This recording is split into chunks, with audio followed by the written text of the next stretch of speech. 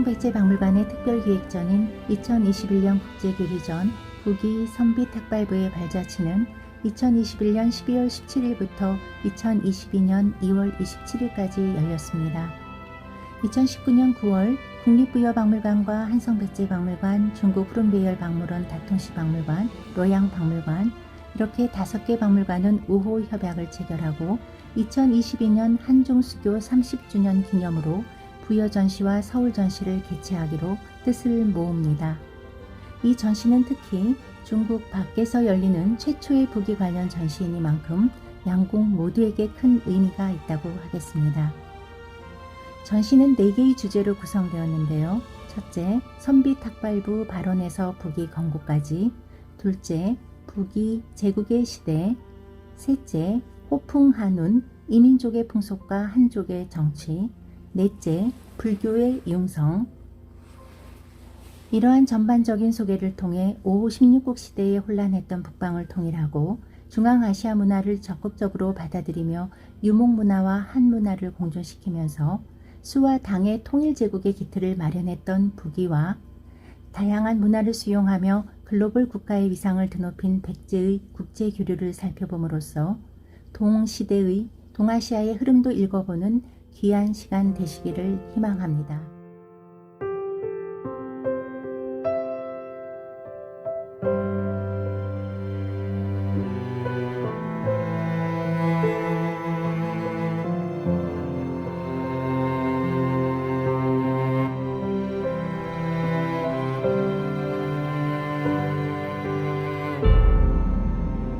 호한서 오한선비선에 따르면 선비는 동호에서 갈라져 나왔다고 하는데요. 동호는 춘추 전국시대부터 동아시아 북방에서 활동하던 유목민으로 흉노의 동쪽에 있는 이민족이라는 의미에서 동호라고 하였습니다.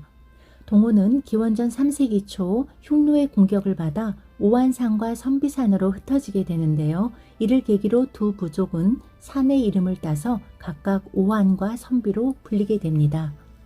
그중 선비는 탁발부, 모용부, 우문부, 단부, 걸복부, 독발부 등 여러 세력으로 나뉘게 되고요. 이후 후한이 붕괴되고 혼란한 상황 속에서 아시아 북방 일대를 장악하고 중국 각지에 여러 나라를 세웁니다.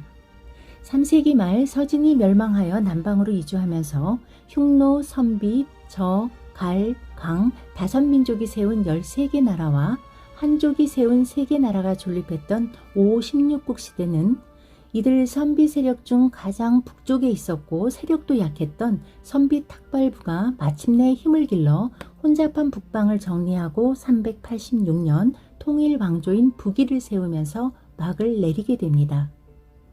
북위가 세력을 떨쳤던 5, 16국 남북조 시대는 중원에 살던 한인과 변방 지역에 살던 이민족들이 서로 이동하고 융합하면서 정치적, 사회적으로 큰 변화가 있었던 시기였는데요. 북위는 다문화 사회의 시작이 되는 중요한 변곡점으로 후에 대제국을 이룬 수당 시대 통일의 밑거름이 됩니다.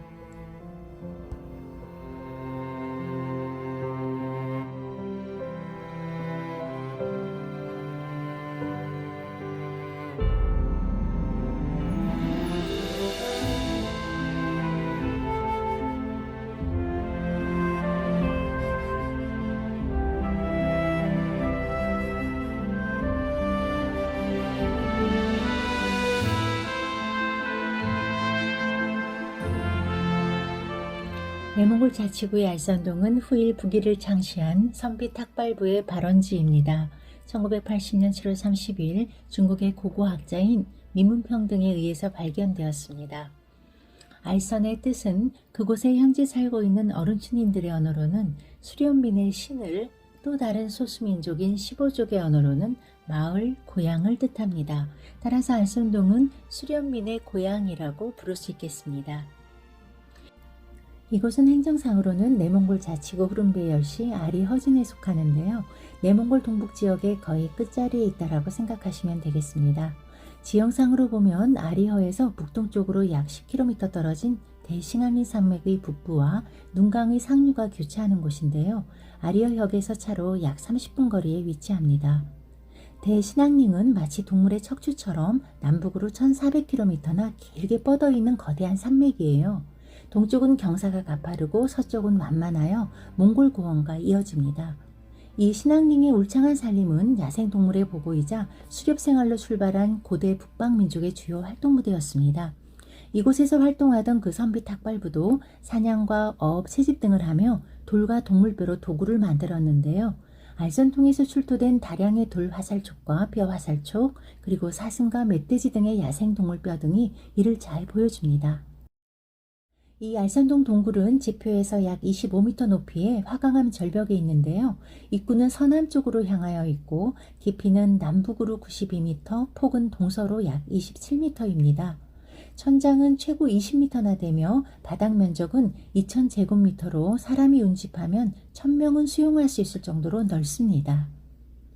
동굴 입구 바로 왼쪽 벽면에는 사람키 정도의 철창이 캐비닛 모양의 보호용 철판을 둘러싸고 있는데요. 그 옆에는 비슷한 높이의 검은색 화강암 석비가 하나 세워져 있습니다. 그중 석비는 모조품이고요. 철판 속에 그 화강암 벽면에 새겨진 석각 충문이 진품입니다. 이 알선동 석비는 한참 위세를 떨치던 북위의 태무제가 북중국을 통일한 지 4년 뒤인 443년에 세워졌습니다. 알선동 지역에 사는 오락 후국의 사신이 북위에 와서 황제의 선조들이 살던 옛터가 바로 자신들의 거주지라고 합니다. 그래서 태무제는 중서 신랑 이창 등을 보내 조상에게 제사를 지내고 충문을 새기게 합니다. 바로 서쪽 벽에 예서로 새겨진 그 명문이 있는데요. 201자의 내용은 이곳에 관료를 보내게 된 까닭, 알선동을 바탕으로 성장한 왕조와 그것이 이룬 위대한 업적, 이것이 가능하게 된 고지의 음덕과 그에 대한 감사, 그리고 조상에 대한 제례 등입니다. 이는 위서에 전하는 내용과 거의 일치하는 것으로 석각주의의 도기 파편 등이 함께 발견되어 이곳이 바로 사서에 전하던 북위의 기원지로 알려지게 되었습니다.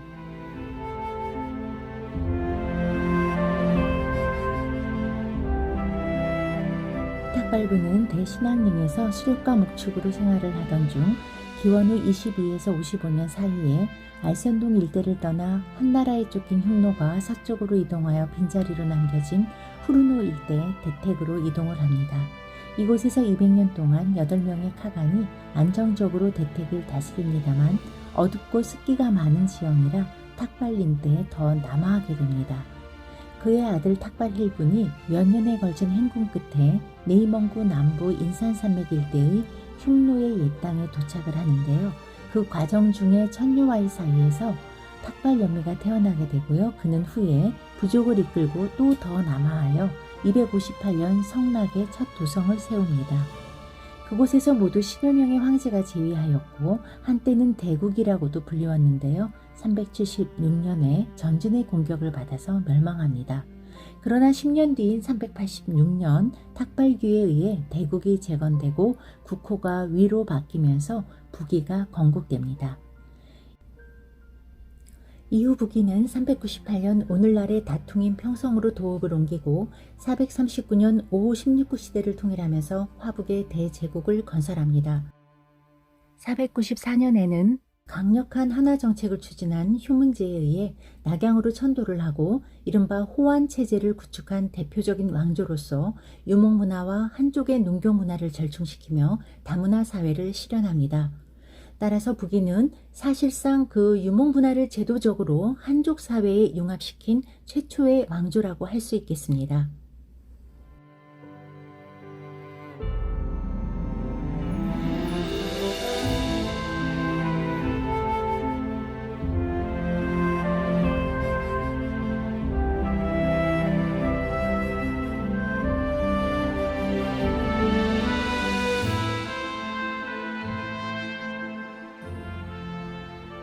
중원으로 진입하는 경계지역에 위치한 평성은 약 100년 동안 북위의 수도로서 중국 북방의 정치, 경제, 군사, 문화의 중심지로 자리매김합니다. 이 시기에 북위는 자신들의 제도를 유지하면서 한족의 제도까지 받아들여 더욱 발전하게 되죠. 이때 평성은 고대 역사상 가장 번영한 황금 시기로 진입하는데요. 북위 왕조는 중원 국가의 전통 도시인 업성과 낙양 그리고 장안을 표본으로 하여 평성을 건설합니다. 1995년 발굴된 명당 유적과 차우창성 유적 등을 통해서 평성이 성시엔 100만여 인구가 거주하던 국제적인 대도시였음을 확인할 수 있었습니다.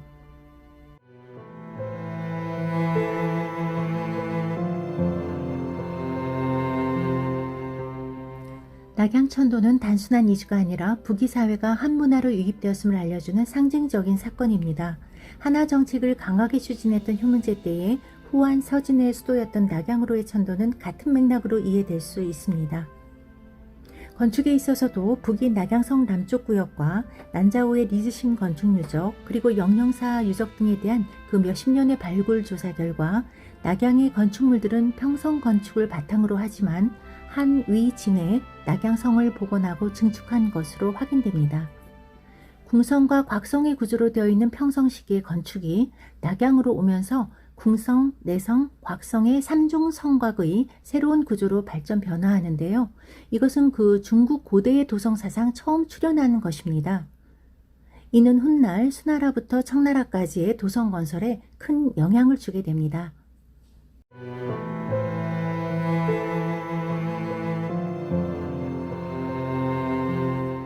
사마금룡 부부 무덤은 다퉁시에서 동남쪽으로 8.5km 떨어진 스자 사이에 있습니다.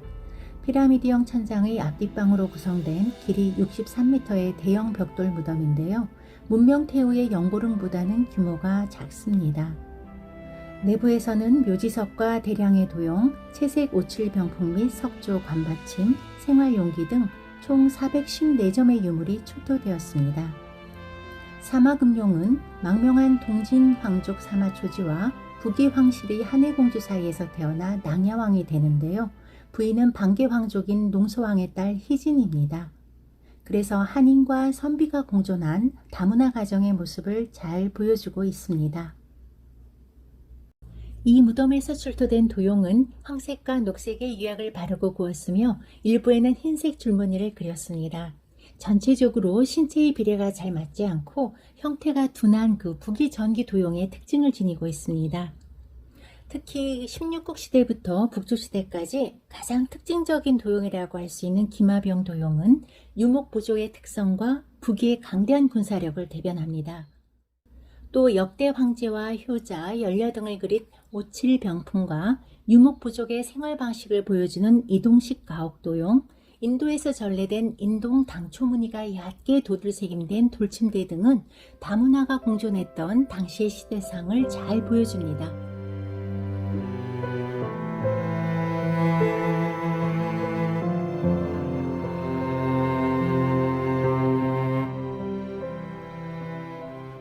성락의 첫 수도를 세웠던 북이는 398년 평성으로 천도하게 되는데요.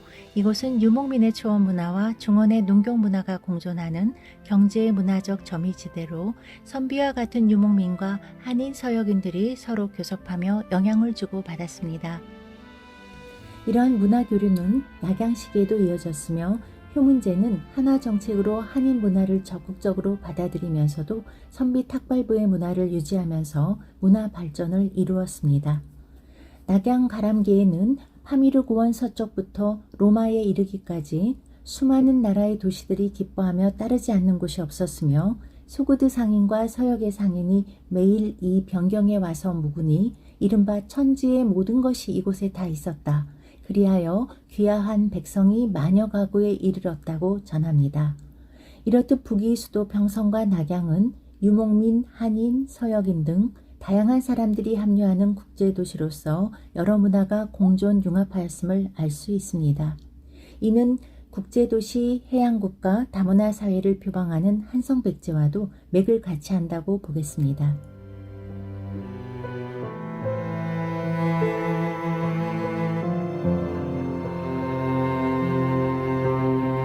북이를 세운 선비 탁발부는 평성에 궁성을 짓고 목조 건축물에 거주하기 시작합니다만 유목민족의 주거 풍습을 완전히 버리지는 못한 것 같아요. 그래서 오랫동안 이동식 가옥과 목조 건축물 두 종류의 주거 형태를 유지한 것으로 보입니다. 평성 그 황궁유적인 다퉁시 차오창성의 서쪽에는 그 동쪽과는 달리 기둥을 세운 흔적과 기와 조각이 없어서 이동식 가옥으로 일부 궁전을 만들지 않았나 그렇게 추측하게 합니다. 다통시 그 살인 부귀 무덤 남쪽 벽에도 선비 탁발부의 연애 장면이 묘사되어 있는데요. 거기에도 그 목조건축물과 이동식 가옥이 함께 그려져 있는 것을 볼 수 있습니다. 남제서에 따르면 북위에는 그 백자징이라고 불리는 이동식 가옥이 있어서 끈으로 교차하여 묶고 나뭇가지를 세워 장막을 만들고 푸른 견직물로 덮었으며 평평한 원형의 형태로 100명이 앉을 수 있다. 이렇게 기록되어 있습니다. 아마 이것은 그 몽골의 이동식 가옥인 게르하고 유사한 형태가 아닐까 그렇게 보여집니다.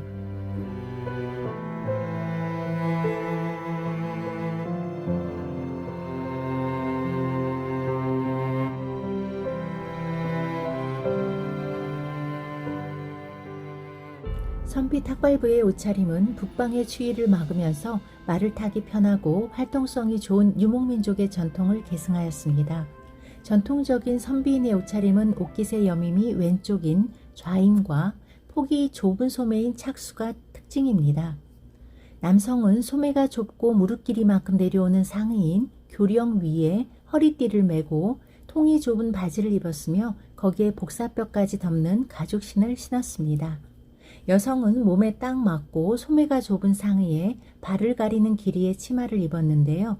거기에 추위와 바람을 막기 위해 남녀 모두 귀를 덮고 어깨까지 내려오는 모자인 수군 풍무를 썼습니다.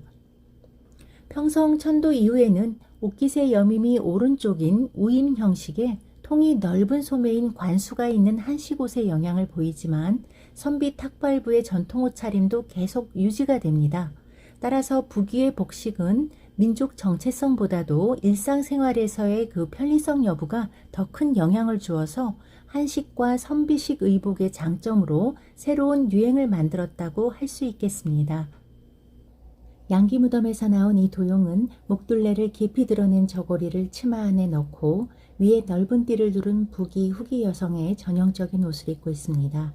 그러나 선비식 스타일의 좌임이 아닌 한식 스타일의 우임으로 볼 때 한인과 융화되는 과정 중의 혼용으로 보여집니다. 이 여인 도용은 머리를 양쪽으로 틀어 올린 두 여성이 손을 잡고 서 있는 모습인데요. 틀어 올린 머리를 꽃장식으로 고정했고 볼에 찍은 연지가 아주 선명합니다. 상의는 붉은색 좌임의 교령에 옷소매는 통이 좀 넓고요. 허리는 졸라매고 바지를 입었습니다. 전체적으로는 그 북위 후기 호복의 특징을 간직하면서도 일부 그 중원식의 넓은 소매 영향을 받아 변형되었음을 알 수 있습니다.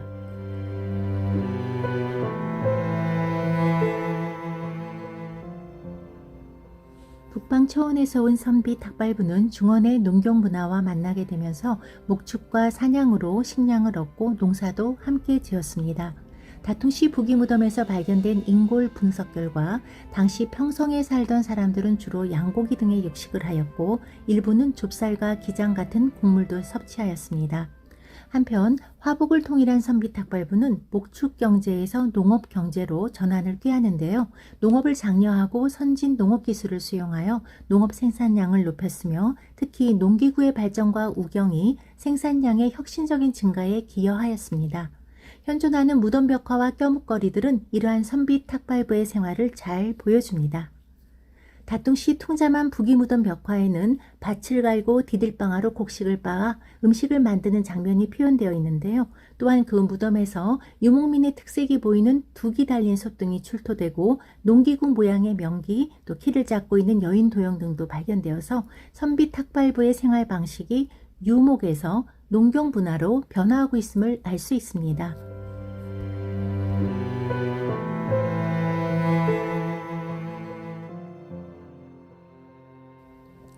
북위는 다문화사회답게 다양한 민족의 음악과 춤, 고개와 마술 등 다채로운 문화도 즐겼습니다. 위서에 의하면 궁에서는 초원 분위기가 물씬 풍기는 호쾌한 황시무를 추고 진인대가를 불렀으며 중국 전통 공중춤인 팔일무가 시연되고 관현악기의 반주음악도 연주되었다고 합니다.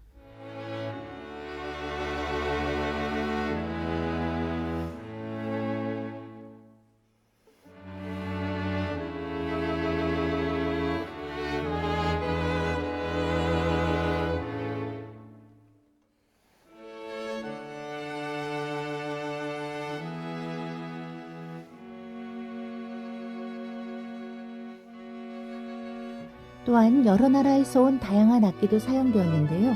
한인이 즐겨 연주한 검은고, 쟁, 생황뿐만 아니라 서역의 비파와 현악기로 연주하는 도용 및 벽화도 북이 무덤에 많이 등장합니다. 낙양에서는 서역의 서커스와 마술도 유행하였습니다. 사찰에서 교리를 전파하고 널리 신도들을 모으기 위해 종교기념일과 법회 등의 행사에서 기무와 기예를 공연한 것으로 보입니다.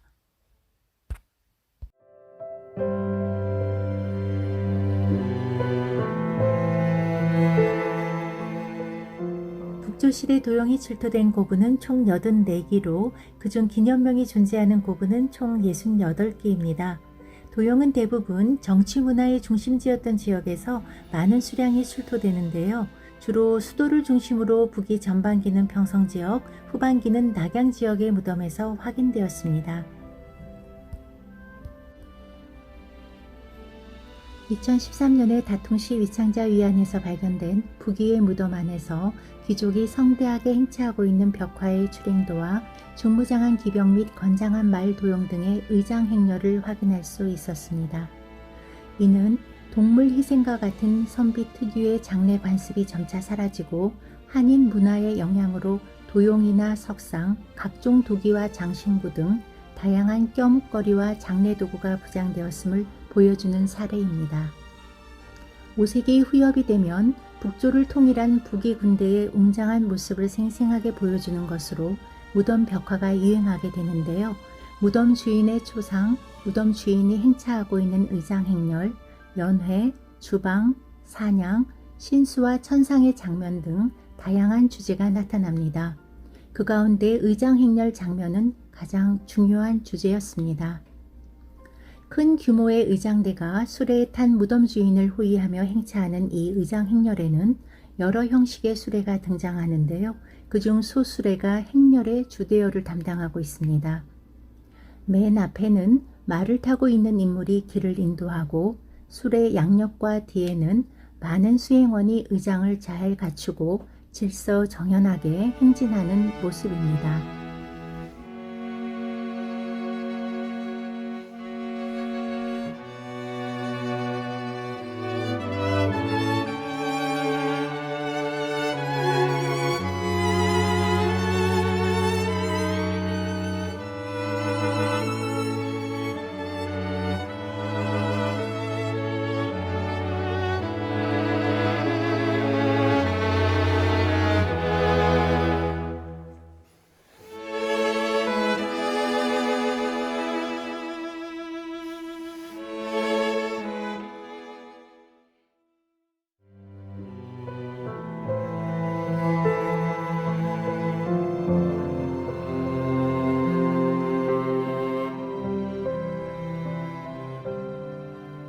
이번 전시의 하이라이트인 양기 무덤을 소개해 드리겠습니다.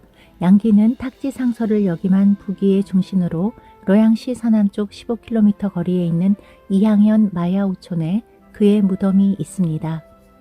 무덤이 파괴되어 원형을 알 수는 없지만 무덤에서는 부부의 묘지석을 비롯하여 문관, 무관, 악단, 여성, 진묘수 등의 채색 도용이 다수 발견되었고 그중 상당수가 선비 복식의 무사 도용으로 확인되었습니다.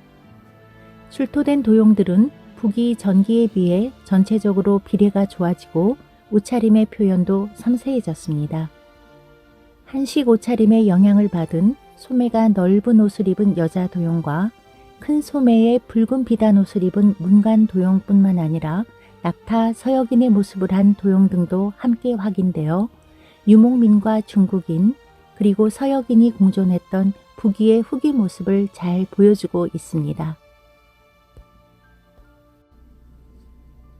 북위는 당시 유일하게 상장 예의 제도를 정비하면서 무덤에 부장되는 도용을 직묘용, 의장용, 인물용, 동물용의 4종류로 규정하였는데요.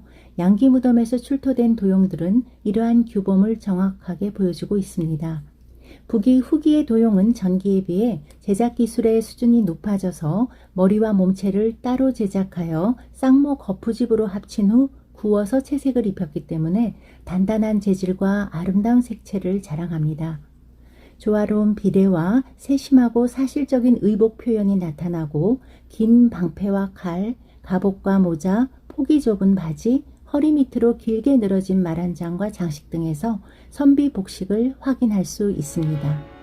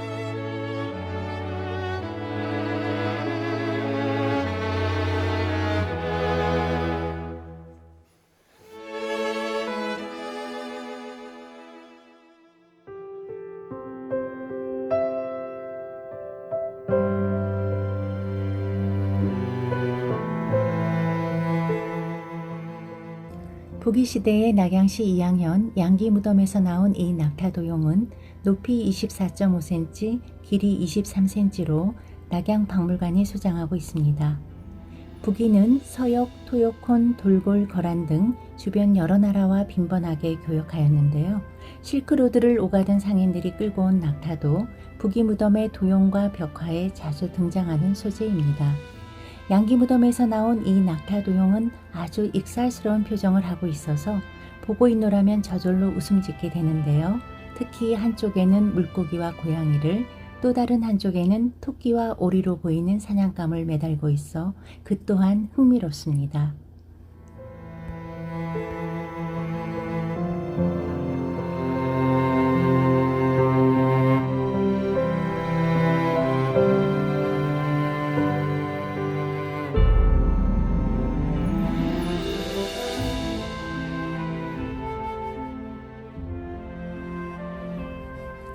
남북조 시대부터 수나라와 당나라까지 중국 불교는 전성기를 맞이합니다.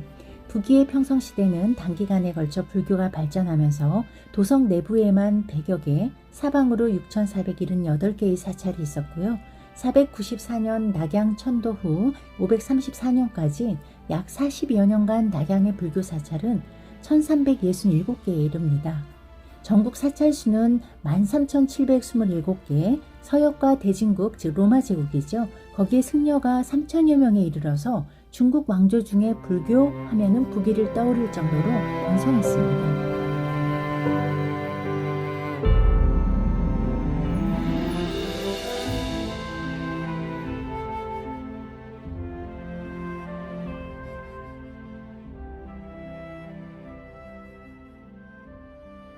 중국의 3대 석굴은 도낭의 막곡을, 러양의 용문, 다퉁의 운강으로 3대 석굴 모두가 부기와 연관이 있습니다만 이번 전시에 나온 운강과 용문 석굴에 대해서만 소개하겠습니다. 운강은 평성의 서쪽 20km에 위치하는데요. 동서한 1km에 걸쳐서 약 40여 개의 석굴로 이루어져 있습니다. 부기 때인 460년경 처음 조성되기 시작했고요. 초기에는 간다라 구타의 영향이 두드러지고 이후 그리스 양식까지 나타납니다. 그러나 부기가 러양으로 천도하는 494년 이후에는 그 강력한 서방풍의 흔적은 사라지고요. 가녀린 느낌의 불상으로 변모를 해서 용문 석굴에 영향을 줍니다.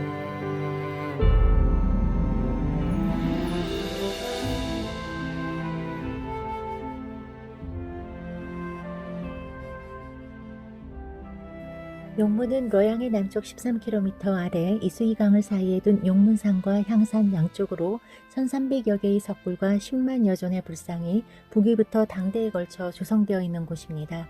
부기 때의 대표적 석굴과 불상은 6세기 전반 선무제에 의한 아버지 효문제와 어머니 문소 황태우를 위한 빈양 중동과 빈양 남동, 그리고 석굴 조성 중 사망한 선무제를 위한 빈양 북동, 이렇게 빈양 3동을 꼽을 수 있습니다.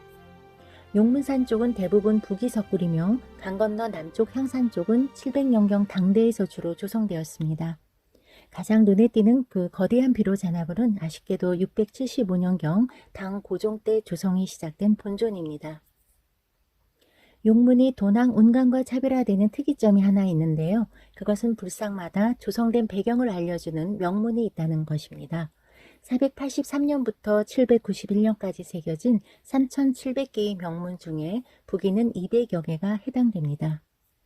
이러한 거대 석굴 사원을 통해 북이 시기에 성행했던 불교 문화를 짐작할 수 있는데요. 비록 3대 태무제 때 일시적인 패불 정책이 시행되기는 하지만 정치적인 이유가 컸던 만큼 이후 북이 풍토에 더 적합한 인도 불교가 아닌 조금 더 중국화된 실천 불교로서의 면모를 갖추면서 오히려 불교의 흥성을 이루게 됩니다.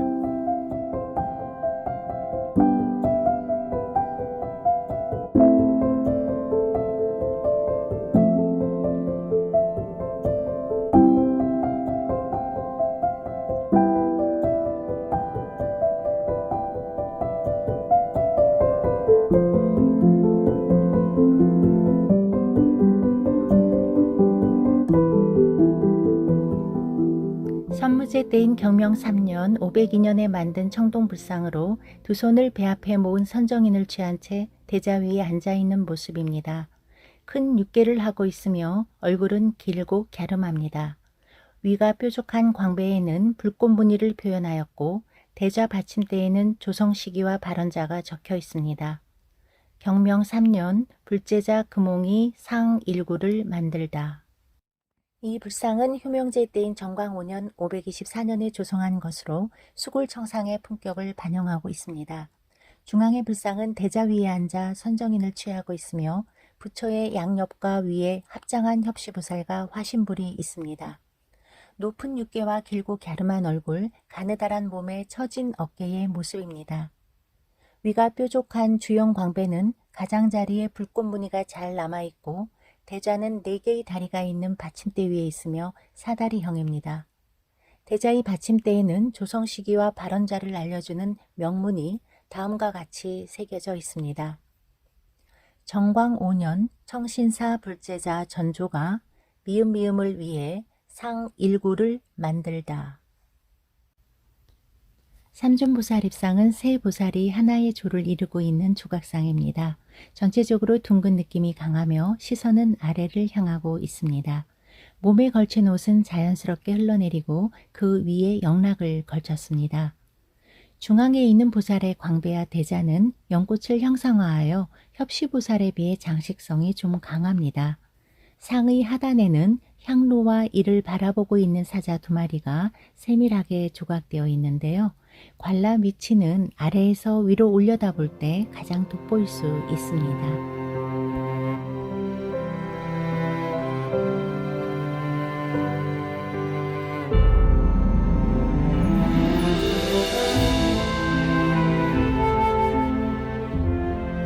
명령사는 516년 8대 선무제의 비이자 효명제의 생모였던 영태의에 의해 발원된 도성 내 최대 규모의 황실 전용 사원입니다. 낙양성 내성의 남쪽, 백마사 동남쪽에 위치했는데요. 외국에서 헌상한 경전과 불상이 자리할 만큼 사세가 컸다고 전해집니다. 명령사는 낙양 가람기와 발굴 조사를 통해 사방에 담장을 쌓고 남동서쪽에 문을 두어 출입하였으며 담장 안에는 1탑 1금당이 있었음이 밝혀졌습니다. 명령사를 대표하는 것은 534년 벼락으로 불에 소실되었다고 하는 9층 목탑입니다. 높이가 천척이었으며 심리 밖에서도 쿵탁 소리가 들리고 백열이 떨어진 곳에서도 탑이 보일 정도로 규모가 대단했다고 하는데요. 탑터 주변에서는 흙으로 만든 부처, 보살, 제자, 공양자, 시중, 의장, 광배 등 1560여 점의 유물들이 발견되었습니다. 특히 탑 위에 위치한 불전은 수미산의 보전이나 도설천의 전궁이라 해도 이보다 더 아름다울 수 없을 것이다 라고 칭송받았다고 합니다. 려양의 영영사는 다양하고 많은 수의 소조상이 출토된 대표적인 북이불교 사원입니다. 1979년부터 본격적으로 발굴을 진행해서 목탑터 주변에서 약 1560여 점의 소조상을 발굴하였는데요. 길이 38.2m, 높이 2.2m의 기단 위에 탑 심실체가 남아있고요. 가장 바깥쪽 동서남쪽에 불감 5개가 확인되었습니다. 이 벽돌로 마감한 심실체 벽에 각각 불감을 조성한 후 소조상으로 장식한 것으로 추정되는데, 크기는 극소형부터 대형까지 다양합니다만 극소형이 가장 많이 발굴되었습니다.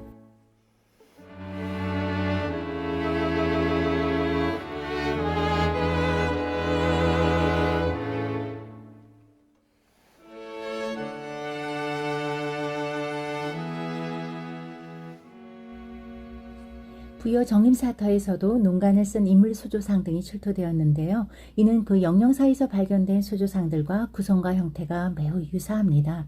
그래서 비록 탑 심실체와 같은 유구가 확인되지 않는 그런 차이점은 있지만, 백제와 중국 남북조 시대와의 관계에 대해 논의할 때 매우 중요하게 다뤄지는 유물입니다.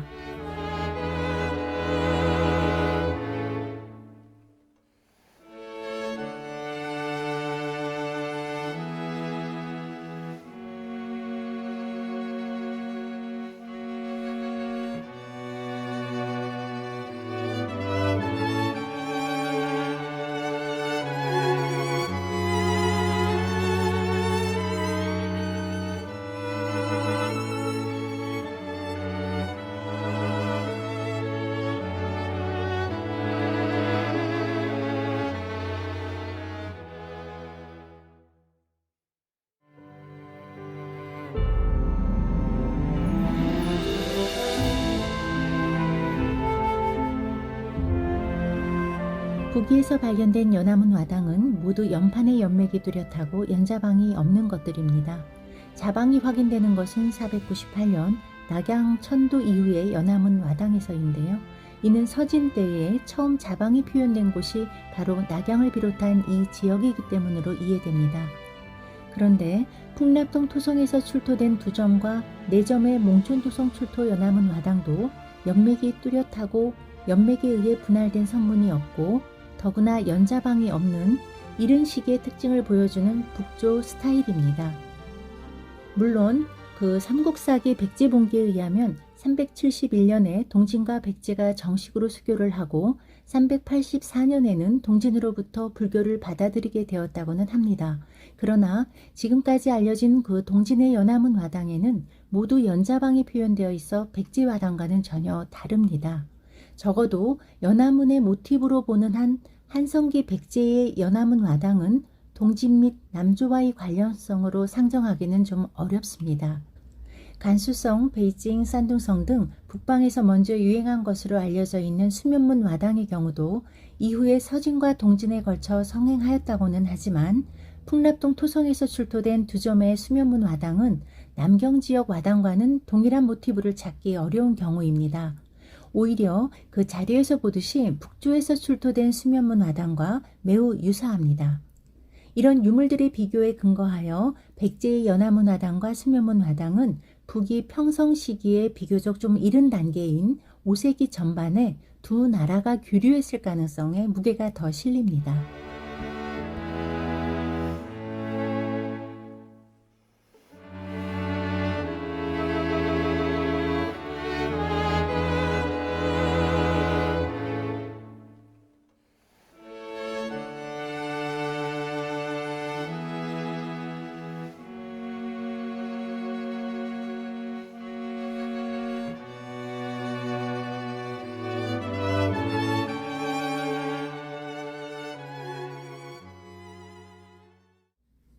지금까지 북위 선비탁발부의 문화 전반을 대상으로 한 중국 바깥에서 소개된 최초의 전시를 보셨습니다. 푸른베이얼 박물원 다통시 박물관, 로양 박물관의 소장 유물들을 3년여에 걸친 준비 끝에 국내에서 볼 수 있게 된 귀한 기회였는데요.